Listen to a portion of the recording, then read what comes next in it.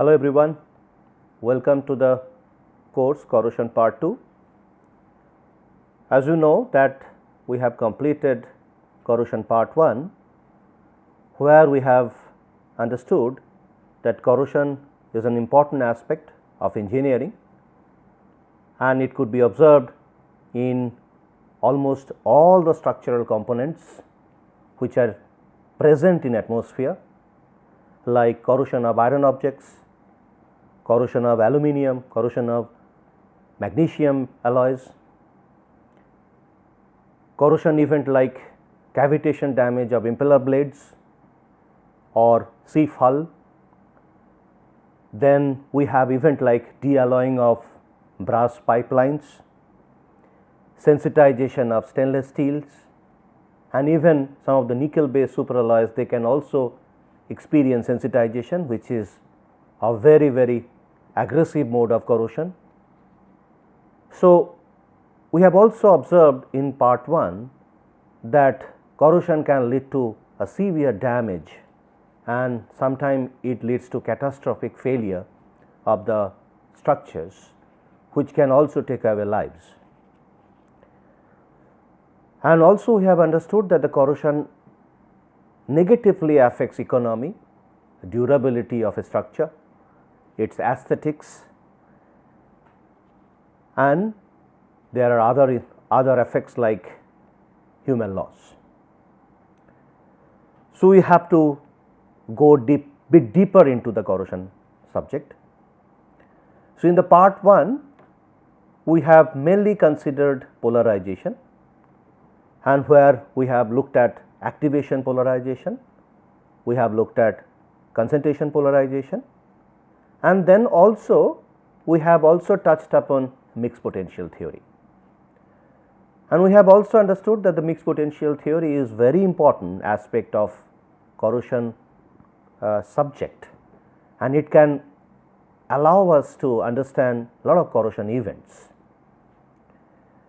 And then we have also seen some of the corrosion events with reference to mixed potential theory. But that is not all, we have to go more about it. So, in the corrosion part 2, we will look at mixed potential theory again, and we will look at many more examples of practical corrosion and try to understand those corrosion events with reference to mixed potential theory. And in addition to that, we will also look at the effect of stress on the corrosion of metals and alloys, and finally, we will also look at oxidation of metals and alloys.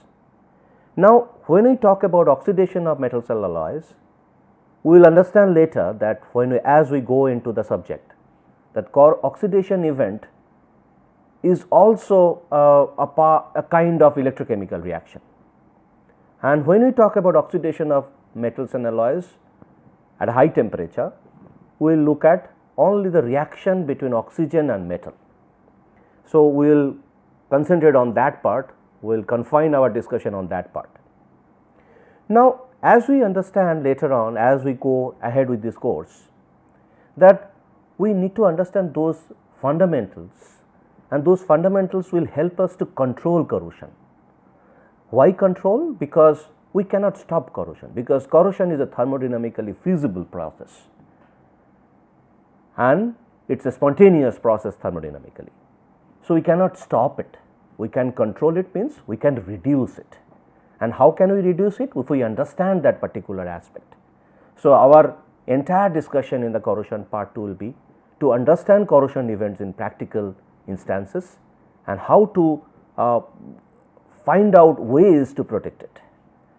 So, finally, let us get into this corrosion part 2, where we will learn lot of corrosion events, practical in common life examples as well as industrial examples, and we will try to understand with reference to mixed potential theory, and then we will get into the oxidation mode, and where oxidation of metals and alloys at high temperature, where we will only concentrate on reaction of oxygen with metals and alloys. So, welcome to the course, and this course will be 20-hour course, that means 40 lectures, and each week you will be given 5 lectures, and then we will have also a lot of discussion in the portal. So, let us enjoy this course. Thank you.